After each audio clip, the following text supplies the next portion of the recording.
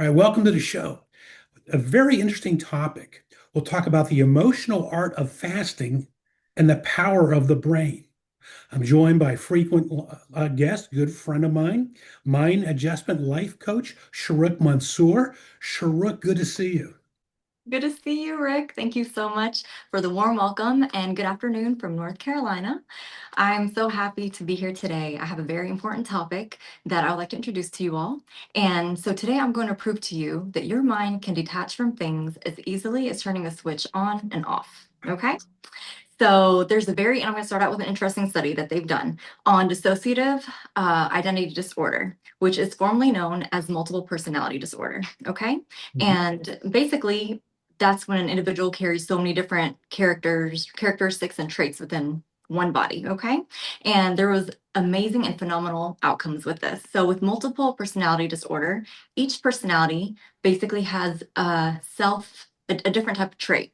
And with this study, it actually showed that these traits don't just have different memories, they actually hold different types of medical conditions as well. So I'm Hmm. going to explain that a little bit further. So one identity might have heart problems. And when another identity comes out, they're perfectly fine, no heart problems, healthy heart. Another identity might have problems with their vision. The next identity might come out with 20/20 vision. So severe rashes and severe allergies and rashes appear based off of who the dominant identity is present at that moment. So I want you to really deeply think about this. If a single body can toggle between different diseases depending on the dominant identity that's present at that moment, what does that say about the power of our brain? And your beliefs don't just influence your biology, they literally instruct it. So every cell, every system, and every signal that your body's listening to, and you hold, and everything that you hold about yourself, as well as how you basically separate yourself from different things and disengage from certain situations as well. So this is what leads us into the law of detachment. Hmm. Okay. And I want you to keep this in mind. If you chase something, it's going to run away, right? If you hold it really tightly in your fingers and in your hands, you're going to lose the grip and it's going to slip away. If you put it up on a pedestal, you can't reach it at the end of the day. So this is basically the law of detachment. And the easiest way to explain it to you all is think of this. Let's say you order something online. Okay. You get a confirmation for it and you go about your day. You don't stand by the mailbox and start a panic wondering when it's going to arrive, right? You don't email customer service every 2 hours and say, hey, when is it coming? I'm stressed out and need to figure out when it's coming. You don't question that if you deserve it or not, or if it's going to show up because you trust that it's on the way no matter what, right? Mhm. And because you placed that order. So this is detachment. So which is similar to emotional fasting. And I want you all to hear me out. So basically emotional fasting towards your needs, and that you don't stop wanting something but you stop needing something to feel okay with yourself. That Okay, makes sense. that's very powerful. I want you all to just keep that in mind. So your desires work the same exact way. Okay, and it means that you trust that it's coming because your worth is not tied to whether or not it comes or you receive it. You are enough. You've always been enough, right?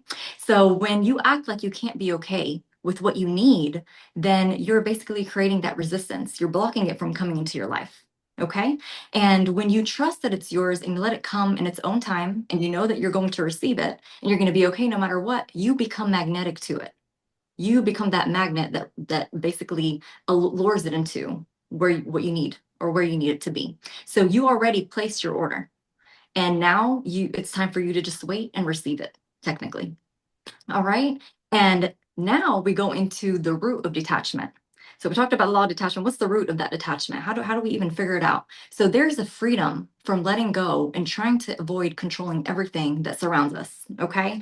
This is one of the main issues we have in our society, the need to control everything. And basically, detachment emphasizes the importance of releasing control in every outcome. And when you let go, you can actually get a greater sense of hope and freedom for yourself. So, if I were to give you the best question that you can ask yourself to figure out why do I feel like I have to control certain things, or how do I even learn how to detach? I will ask you, what are you afraid to lose when you feel like you have to be in control? So really think about that and take that into consideration, because this will give you the idea of the hidden fear behind control, because there's always a fear that we have within us that drives us to control something to make us feel okay, to make us feel like, okay, everything's fine, we're safe, we're good. It gets you in your comfort zone. So when you toggle that fear, when you find the triggers to that fear, you find yourself on a different level of just understanding how you can control what's inside your circle and just leave what you can't control outside of that circle. And gives you more peace of mind as well. That's great information, Shurouk. I would think that, and I'm interested in your professional opinion here. I would think that most people say that they use control in their mind because they feel they need to stay on top of the process to accomplish what their objective is. Yeah, yeah, absolutely, absolutely. And that's right. That's correct. And I always say, when it comes to control, there are certain factors that you have within your inner circle, and then you have factors on the exterior circle. So I always say, draw a little circle, put inner circle, draw a big circle, put outer circle. Everything you can control in that inner circle, put it in there. Your family, your activities, all types of stuff. But on the outside of circle, what happens around the world? What happens, what that person's going to react to you at work, or different personality styles, or what's going to happen tomorrow, all different types of things that are out of your hand that you still try to implement into your control that takes away from what you can actually focus on and give yourself peace and really move forward in, being successful in what you do. There are certain factors that we really can't control, even if it's based off of what our goals are centered. And once we understand that, it gives us an idea of just having a little bit more peace within ourselves rather than having to, put our effort into something that's really out of our hands at the end of the day. I would think, Sherlock, that the advice and the information you just provided is probably more, uh, I use the word relevant, there's a better word to use, applicable. I'm trying to find the right word today in this overabundance of information and constant interaction on social media and constant distraction on Yeah, social media yeah, than any absolutely. other time in history. Your thoughts?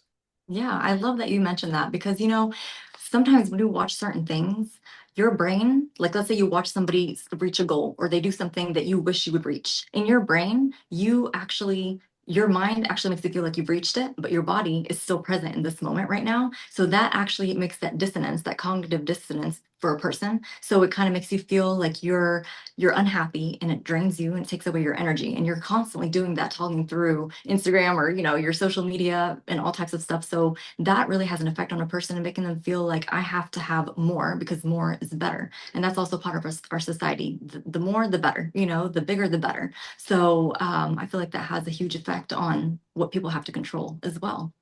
Very good. Yeah, I love what you covered here today, Shrook. I have to tell you something. I'm semi-embarrassed to say it, but I'll say it. When I knew you were going to talk about the emotional art of fasting, I thought you were talking about thing, and I do 12-hour intermittent fasting. I thought that's what we were talking Oh, that's amazing too. about.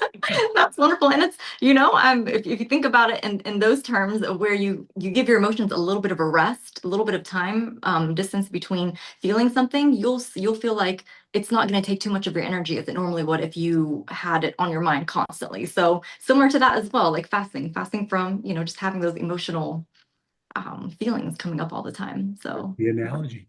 Shrook, is there a website that our viewers can go to? yeah, it's www.invigorateyourinnerstrength.com. All right. Great to have you with us. Always good information. Today, it's always good, Shrook. But today, I really, really loved what I had to hear. It was just very informative and applicable to everyday life. Thank you so much. Well, I Thank thank you. you for joining us.